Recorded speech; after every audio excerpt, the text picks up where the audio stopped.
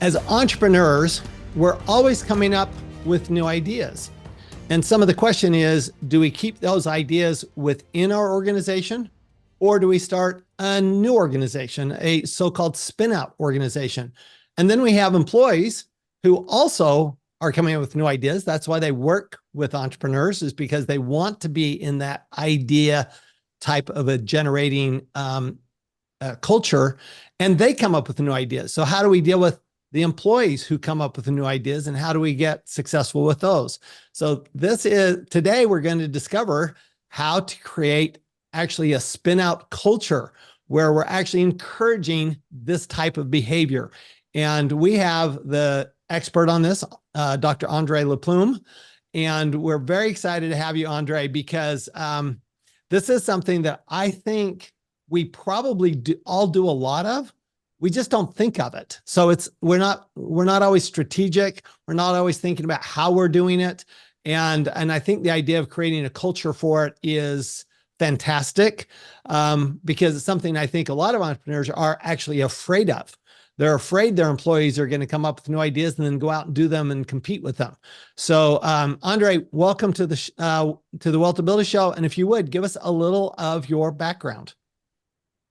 Yeah, sure.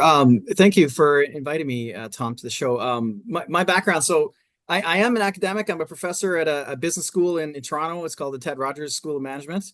I've been a professor there for a while. Before that, I was at Michigan Tech in the Upper Peninsula of Michigan, mostly delivering MBA courses for the engineers there that are getting excellent engineering training at Michigan Tech. And before that, I was also working for a consulting firm, which was a startup for several years. And so maybe I'll start my story with that. So when I was working for that company, one day a couple of senior executives came downstairs from their offices, and one of the people working actually in a cubicle at the time, just across from me, was asked to abruptly leave the building.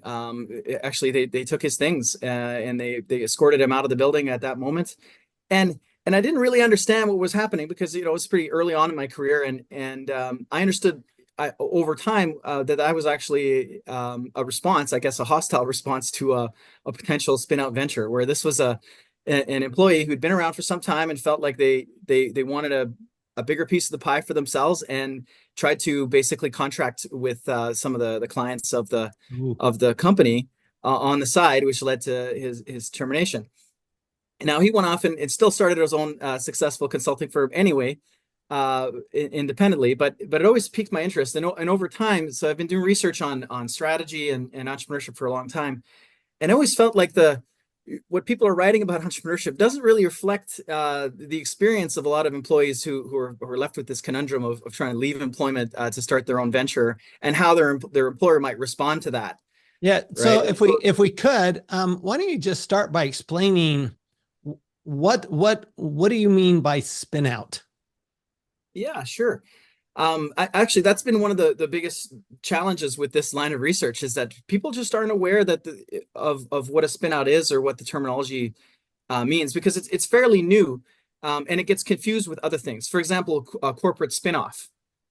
In a corporate spinoff situation, typically you have the board approval, the managerial approval, and it's a conscious decision to take a unit that already exists and to create a new entity, which is independent, but where the investors in the original venture get compensated by receiving shares in the new spin-off company, right? That's a corporate spin-off. But a spin-out is a little bit different, in the sense that usually it's not a fully fleshed out unit. Usually it's a very small team. Often it's individuals who leave.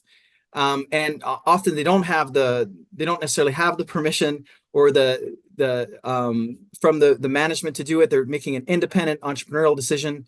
Sometimes they enter into conflict with their former employer for that reason. But more and more, what we're seeing is we're seeing examples of employees, managers, even founders, who are finding ways to leave their firms to start new firms in more positive, amicable ways, and finding ways to cooperate between the parent organization and the spin out. Okay, so let's talk about the downside here, because I've been told, so run CPA firms for many, many years, now run a franchise of CPA-based firms. I've been told actually that I've spun out more independent CPA firms than anybody on the planet. And it's a challenge because you're spending the money educating them. You're spending the money teaching them how to run a consulting business, how to actually do that. And then they go off, and it's bad enough if they go off and start their own competing business. When it gets really bad is when they go off and take clients with them. All right. So how do you, from an employer standpoint, let's start with the employer side, an employee who goes off and starts a competing business, how do you deal with that? I mean, do you see that as a positive for the business and negative? Are there legal protections you need to put in, or what do you see from the employer side? Yeah, I mean, I think you probably heard the news last week that the FTC has now banned non-competes for most employees, right? They didn't include executives in the ban, but they include basically all other employees. So non-competes were a tool that had actively been used for by entrepreneurs in employment contracts for a long time to try to prevent employees from like you say, getting the training and moving on. But those tend not to be enforceable in most jurisdictions. Even in Canada now, in most jurisdictions, they're unenforceable. But there are other tools that are commonly used as well. And so if we're talking about something like clients and employees, or taking clients, to another venture, usually non-solicitation type contracts or clauses in the employment contract typically are aimed at that. Now what that prevents is the lever from actively soliciting the right. customers or from the parent organization. It doesn't prevent the customers from leaving through their own volition, right? So right, and you can never prevent that. Right. So I mean, there are tools in place, but I think there are positive. So let me talk a little bit about the positives for parent firms. So there are kind of four different lines of thinking here. So one of them is about alignment. A lot of firms, a lot of companies are generating too many ideas, too many innovations, and they can't really focus on all those things at the same time. They have to really focus on just one or two things that they do well, and if they want to really excel in the market, they've got to double down on those things. And that means there are a lot of sort of marginal ideas that they really don't want to invest in anyway. Maybe they'd like to, if they had a lot of developmental resources to be able to deploy, they would want to invest in some new ideas and new innovations. But often they can't, because they have to focus on just a few. And that's a problematic situation, because sometimes the employees that have been working on those ideas, working on those innovations, well, they're not very happy with that decision to just shut it down, right? And to focus just on the core business. So for a lot of firms, it ends up being a way to align the business. So deciding what should stay in and what should stay out, encouraging spinouts that are going in directions that the parent company doesn't want to go anyway. That's one way to do it. So strategic alignment is one of those benefits. Reputation for incubation is another one. So probably, as what's happening, I was thinking about your example. So as people are learning that you're responsible for creating all these spinouts, you and your firm develop this reputation for innovation. So actually, although it may be that you're finding that more people are going out the door than you prefer, you're also getting an advantage of more people want to come in the door, right? Because they see this as a place that fosters innovation, right? There actually has been that advantage. Now, of course, what we decided was we'll just start a franchise. And so those who want to go out can stay within the organization. They can compete with us instead of against us. And so we can actually help them. So I would think that that's one of the ways to look at it, is that if you can actually work with these employees, so you're fostering the innovation and you're saying, look, if you do come up with that idea, we'll be part of that. I mean, we'll either help you invest with capital, we'll make connections for you, whatever, so that we can actually stay part of that and you be kind of our peripheral community, more part of our tribe, rather than be a direct competitor. Yeah, I think that franchising approach is brilliant. Because sometimes we use the term vertical spinout when we're talking about a spinout that isn't competing. It might actually become a customer, or it might become a supplier of the parent firm. That often happens as well. So actually, the vertical spinouts are quite common and prevalent, and often are encouraged Intel Corporation is a good example that they always encourage spinouts of anything that wasn't related to the design activities around the core business. They didn't want to do any manufacturing technology and those sorts of things, and so they always actively encouraged those businesses to spin out. But they often became then Intel became a customer of those spinouts who were then supplying Intel with that technology, right? So it was a win-win for both sides. The leavers could sell their product to other firms as well in addition to Intel, but Intel still retained that important supplier that they needed. So there's all kinds of different configurations that people come up with to make this happen. And I just want another point that you made about the benefit later on. So some of the firms that have a large number of spinouts, you could almost think of it as they've got like this whole ecosystem of dozens. Think about Palantir; they have almost like hundreds of spinouts. And there's a network of those spinout alumni, those Palantir alums who get together and help each other to form companies, help each other to fund each other's companies. So there's this whole beneficial network that's formed. And Palantir benefits too, because they end up hiring back a lot of those people from those spinouts. And they also get knowledge and innovations from those spinouts later on. So instead of Palantir having to front all the money for all the R&D processes, now it's got a whole ecosystem of spinouts and their own investors that are helping out. So it's basically cooperation versus competition is what I'm hearing you talk about. Now I found that sometimes I've actually needed to spin out on my own. So in other words, I have a company and, but there's a part of that company that really isn't core to the company, that isn't really the core part of the company, but it needs to be done. And so rather than have it bog down the company, what I've tended to do, started with technology and then with services, actually spun it out into a separate company with different employees and different leadership. And so do you see that happen a lot? And how can that be positive? Yeah, I mean, so I think that goes to the corporate alignment question, that each company should really be focusing on just one or two things that they do really well in order to gain traction in the market. And so that means that those other things that are more peripheral to the business that they perhaps don't do well, typically the advice is, well, you should outsource that. But often there may not be an outsourcing partner. So you end up having to sort of create your own outsourcing partner internally and then spinning it out into a new firm. There's also another term for that, outstreaming, which is out there. Which relates to taking a kind of minor function of the organization and spinning it onto a new organization that serves not only your organization but others, so that it can be sustainable as well, right? Because sometimes it's not a good idea to have all of your eggs in one basket and have only one customer, right? Well, and one of the things that I found, so we're actually in the process of a spin out right now, but what's interesting in this one is we're actually spinning out kind of the core business so that we focus only on that business in that company. And we're actually changing the brand. So we're actually using that core business and saying, well, we're going to rebrand, but only on this core business. And then we're going to continue with the broader based business with its own brand. So we'll have the two different brands.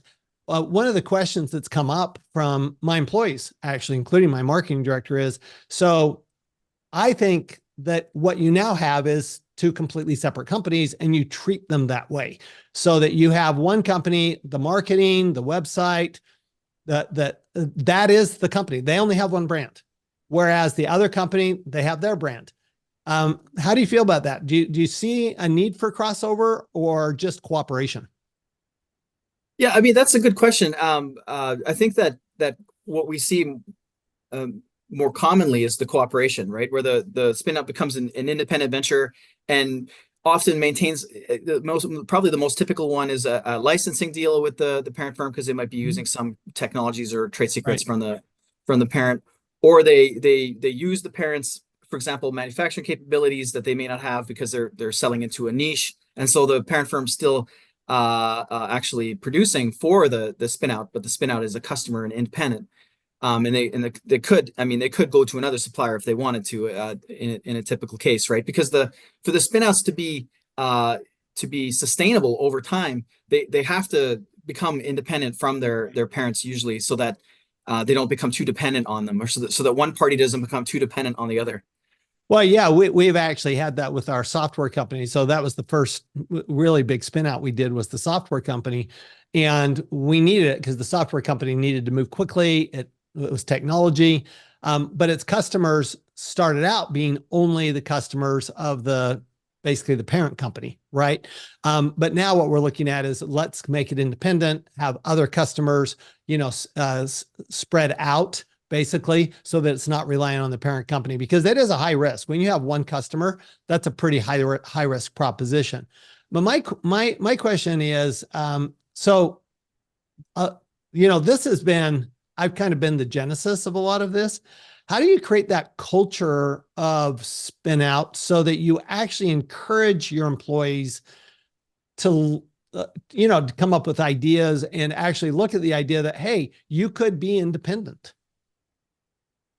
Yeah, I mean that's a really good question, and setting the culture, I think is a for spinouts is a challenge that's fairly new for a lot of companies. I think in the past there's been a more negative view toward spinouts, but that's been softening over time. And so we have some examples, like for example, I'll try AstraZeneca as an example. So they were finding that they were too successful in drug discovery, right? They were so good at coming up with the new ideas, but they couldn't exploit those ideas themselves. And they didn't have a culture of spinouts. So they tried to create one by creating a role, a spinout coordinator, right? Is an actual person who would go around and assess the different businesses, right? And make the case for both ways to the management and to the leaders of those units. And then that spinout coordinator actually would go out and also find the investors, the outside investors for the spinout when that was needed, right? So it was a whole program that it's a whole program that they've put into place to try to orchestrate spinouts. And what they do is they take a 20% stake in the spinout, so not by no means a controlling stake, right? Right. And they allow the spinout to, if they want to even stay on location, because they often have the specialized equipment on location. And to continue, they transfer the staff that was working on that innovation over, right? And they create a perpetual license as well for the spinout. So they have a whole program in place, right, to make it kind of like easy, makes it fairly easy, because the people doing it are essentially following the formula, and they have a person within the organization to talk to. So that's probably one of the more sophisticated approaches, and maybe is more appropriate for like the larger organizations. Nokia had a very similar program. So actually they did it for a different reason, because they were downsizing one of their major divisions because of some, extreme competition. And, they didn't want to just shut down the division. There were so many projects and so many innovations, so many internal corporate ventures going on in there, that instead what they did is they made a deal with their employees that each of them could take an idea and actually receive some bridge funding from Nokia to turn that into a spin-out venture. Right. And that was positive for them, because instead of shutting down a division and having a lot of disgruntled employees, right, leaving, instead they created an ecosystem of startups within some of the core cities where Nokia has a presence, and they continue to benefit from that today. So yeah, go ahead. I was just going to say, I love the idea of just retain some ownership, just say, because the reality is that ideas created within a company belong to the company, right? You're an employee, you're doing work for hire. And by definition, that work belongs to the company. And basically what the company is saying, look, we'll allow you to actually take that IP with you. But here's the exchange. We're going to get 20% of the company in exchange for that, and we'll actually help you facilitate it. To me, that's such a great way of looking at, let's be cooperating instead of competing. When we actually started, before we had our franchise, we had a membership, and I was talking to one of my former partners about would that company like to be a member? And they said, well, why would I want to share my knowledge with somebody else? And I'm going, well, you clearly don't belong in this group, because we're about cooperating, not competing. So how do you, what kind of benefits do you see there, other than, the obvious, where you could have some ownership interest? Well, I don't, so Nokia and AstraZeneca aren't just doing it for the ownership interest, although it's part of it, right? They've got this foothold that that may serve them in the future, and so they can buy back the firm, or as small shareholders, they don't have a lot of say in the direction of the company anyway, right? Because they're Right. sort of like silent partners in a sense. Let me go back to your question. Can you repeat your question again? So the question is, outside of the ownership, what do you see as the benefits to the company to encouraging spinouts? Because there's certainly some potential detriments. You know, you're giving up IP, you're giving up intellectual capital. That's why we've had non-competes for all these years, right? Because you don't want to do that. So what I'm looking at is, you know, you're encouraging this activity. I actually encourage this activity. I actually we're known for taking staff right out of school and putting them on the front lines with clients. And to my knowledge, we're the only CPA firm in the world that does that. Okay. And the reason is because I'm happy for them to talk to my clients, because the clients have allegiance to the firm, not to me, you know, not to any one person. So they're not going to leave because the staff leaves. I'm not worried about that. But there are obviously some downsides to spinouts. I'm looking for what are some more of the upsides. Yeah, I mean, okay, going back to the AstraZeneca story. So it's not just about the 20% investment. The idea is that they're going to be able to benefit from the spinouts innovations later. All right, so AstraZeneca, think of it as the parent company. It's got dozens of these spinouts out there developing different technologies, and as they get to a certain point of development, they become candidates to then buy them back, or to then make deals with them to further develop the drugs, right? So depending on the industry, there could be different types of sort of temporally arranged, symbiotic relationships that can occur, right? If you think about like a consulting firm, so you've got the large consulting firm, and there's some smaller spinouts doing all kinds of activities, and then suddenly some of those smaller firms get a big contract that they can't quite handle. And guess who they go to for help, right? They end up coming to the parent company. So there's all these different kinds of symbiotic relationships that can occur, but they're all quite different, I guess, depending on which industry that we're talking about. Yeah. Okay, so what are some of the steps that you see that business owners ought to take when they're doing spinouts, whether they're initiating it or their employees are initiating it? What are some of those details that they have to watch out for? Yeah, so I mean, sometimes there is kind of like a negotiation that happens, but not always, right? Sometimes, see, I guess you can think about two different corporate cultures. On the extreme, one where parent firms trying to create this reputation for toughness, where they're being known for protecting their IP, and they will respond in a kind of a defensive or hostile way to anyone who in any way sort of threatens it, right? And there are companies that behave that way. So they always want to have very tight non-compete, non-solicitation, non-disclosure clauses in everything that they do with their employees. But that also it creates this sort of stifling atmosphere for a lot of the people that are working there, because they know that there are so many limits being placed on their future careers. So that those organizations, so they're betting on a different approach. They're trying to attract a different type of employee. Whereas on the other hand, you have the spin-out friendly organizations tend to be more open innovation friendly as well.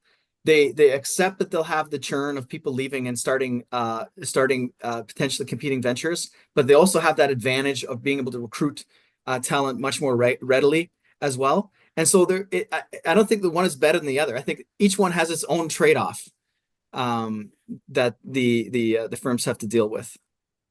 So in your book, Spinout Ventures, Transitioning from Employees to Entrepreneurs, you mentioned that you think that spinouts have big advantages over startups. First of all, how do you distinguish a spinout from a startup? And second of all, what do you see those advantages to be? Yeah, I mean, the simplest way to distinguish a spinout is just to look at where the founders are coming from, right? So, for example, if you analyze the Y Combinator's incoming cohort, and you just look at all the teams, they're usually 2-person teams, and you can see where all of them are coming from. And if you did that, you'd find that about 70% of them are coming from large incumbent companies, right? They were working for IBM or Microsoft or Oracle or whatever before they went over there. So that's one way to identify them. And often you see that both team members might be coming from the same organization, so that makes it even more clear. And usually they're coming straight out of there, so they haven't been gone for 3 years or something. They've left their employment to join let's say a YC cohort to start to do their startup. So actually, we're seeing the majority of the startups that are entering into these incubator programs are actually spinouts. But they often don't necessarily call themselves that or emphasize that. It really depends on the relationship that they have with their parent firm. Some of them are more stealthy, right? I've even seen that some spit out entrepreneurs like to not mention who their previous employer was on their LinkedIn or on their resumes, right? We see that kind of activity as well. Sometimes because they're dealing with a parent that might be hostile, they go into stealth mode and work within an incubator silently and quietly for a year until most of their restrictive covenants have expired, right? So there's a lot of different ways that people go about it. But being upfront and being able to negotiate with an employer that you think will negotiate in good faith, I think that's like the best possible case for both sides. Got it. So I let me flip the other side of it. How would you attract spinouts? So let me give you a specific example. So I mentioned that we have a franchise, a CPA-based franchise of tax advisory firms. The people actually we want to attract in that franchise are people who would spin out from another CPA firm. How do you go about attracting those people? Because if you want spinouts, right, you want spinouts to come to you. You're actually helping them build spinouts, whether you're Y Combinator or an incubator or whatever. How do you attract those spinouts? Yeah, that's a really good question.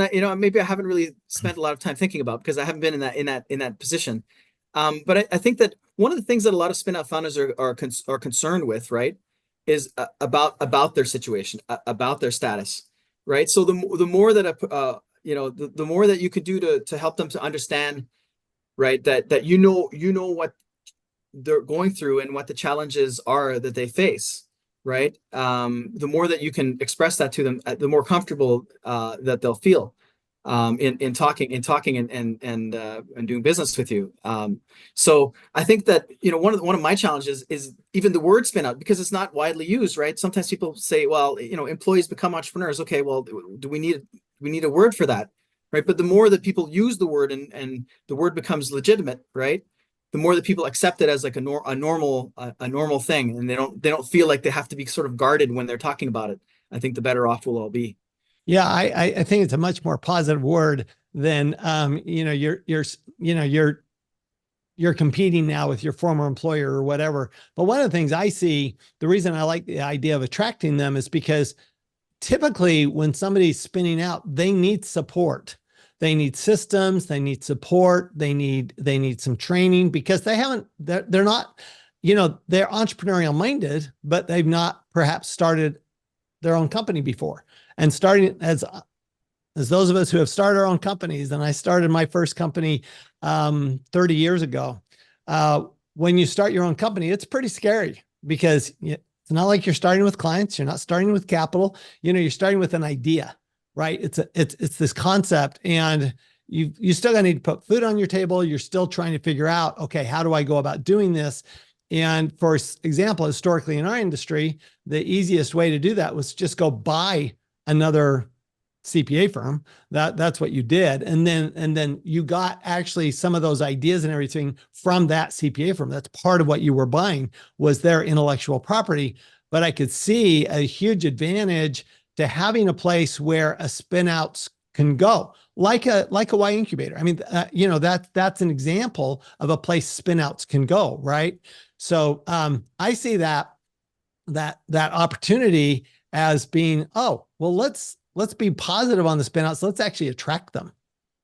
Yeah, I think that's a strategy that is being used. Not only the sort of public incubators or university related incubators, but we're seeing a lot of corporate incubators, right, where there's an investment to create essentially an incubator program within the company. And a lot of the ventures that are attracted there are spinouts from competitors or from the ecosystem players. And so I think that is a viable strategy. Well, it tends to be implemented by the larger firms, but it could also be implemented by a consortium of medium-sized firms, or I think that's a great way to do it. I was going to add too that the complementary assets, the often the spin-out founders, what they're concerned about is all the supporting services that they're Right. not going to have now that they've been working, that they've left. And so part of that communication is the reassurance that all of those supporting services or complementary assets that they're going to need are going to become available to them, right? So that's what incubators often do as well, the public ones as well. They provide sort of those anchor business services that they know the entrepreneurs need.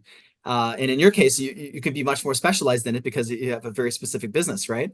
So that definitely makes sense. You were saying earlier about I didn't actually answer your last question about the advantage, right? And so there are studies, that what they do is they take a pool of startups and a pool of spinouts, and they track them over time, and they compare their performance, and they say, okay, well, which one's doing better?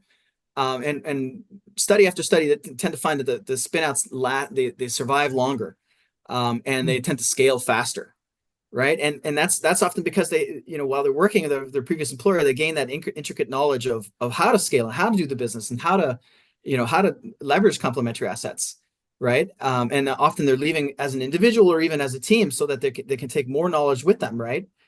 So that's what gives them their big advantage in the marketplace against the sort of de novo startups that don't have that experience. That makes sense. So one last question for you, is you're a business owner and you've got these different ideas that are percolating in your business. How do you decide which ones should be spun off and which ones to keep? Yeah, I mean, I think at the end of the day, you've got to think about like what developmental resources you have available, and what as any company does, they're trying to figure out what's the most efficient allocation of the capital, right? And usually you're looking at that over the longer term. And a lot of the spin-out ventures, the best candidates are the ones where it's unclear. It's unclear what the future of this project would be if it stayed within this firm, right? Because of the constraints on investment, and because of the constraints that are created by organizations themselves, right? So I think those are the best candidates. It's the ones that they seem to have high potential, but there's too much ambiguity to be able to know how to execute on that. And those tend to be the ones that really benefit from having a startup environment, that blank slate to figure it out, and get it right. I love that. And for those of our listeners that watch our show regularly or listen to our show regularly, I'd encourage you to go back to the interview I did with Dan Sullivan and his impact filter, because it seems to me like this would be a perfect situation to use an impact filter to determine, is this a good, what kind of impact does this have? If what would happen if we don't do it? And then we can, we can use that kind of a tool to actually allow the spin-off or the spin-out, or actually encourage the spin-out, as opposed to saying, wait, no, we need to protect our IP. Yeah, I definitely think that a lot of those tools that are used to make decisions about which businesses to invest in, are the similar tools that you'd use to decide what to spin out. Sometimes the decision to spin out is contrasted with a decision to divest, right? Or, those kinds of, or perhaps to commercialize, right? Because sometimes the idea is, well, let's let somebody else do it. Let's package this IP and have somebody else license it and do it externally, right? So sometimes these are the alternatives that spin-outs are competing with, which makes them more attractive, I think. This has been awesome. André, thank you so much. If you would, just to wrap up, 2 or 3 steps that you think entrepreneurs ought to take, or if you're an employee wanting to be an entrepreneur, that you ought to take with regards to spinouts. Well, okay. So one thing I want to say is, open innovation has a lot of potential here, because a lot of the times what's happening, I mean, obviously this is going to be, it has stronger force in some industries than others, right? But across the tech industries, for example, it's becoming increasingly common to post code, for example, on GitHub and other public repositories. Mm-hmm.